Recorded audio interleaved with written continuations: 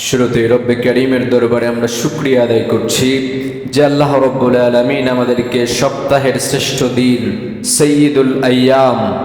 জুমার দিনে যে আল্লাহ তাআলা অসংখ্য অগণিত অসুস্থ অসংখ্য অগণিত পথহারা মানুষদের মধ্য থেকে বাছাই করে পছন্দ করে ভালোবেসে যে আল্লাহ রব্বুল আলামিন আপনাকে আর আমাকে কবুল করে তার ঘরে তার ইবাদত তার গোলামি তার দাসত্ব করার জন্য আসার তৌফিক দান করলেন, সে মহামনিবের দরবারে হৃদয়ের সবটুকু আবেগ আর ভালোবাসাকে নিংড়িয়ে দিয়ে শরীরের সমস্ত শক্তিটুকু কণ্ঠের কাছে এনে আমরা হযরত উমরের মতো হুঙ্কার দিয়ে কালিমাতুশ শুকর আদায় পড়ছি আলহামদুলিল্লাহ।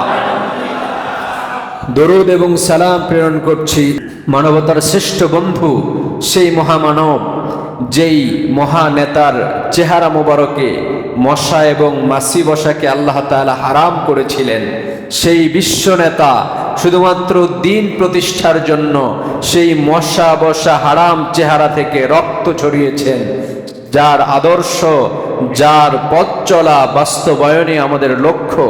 সেই বিশ্ব নেতার প্রতি দরুদ এবং সালাম প্রেরণ পড়ছি সাল্লাল্লাহু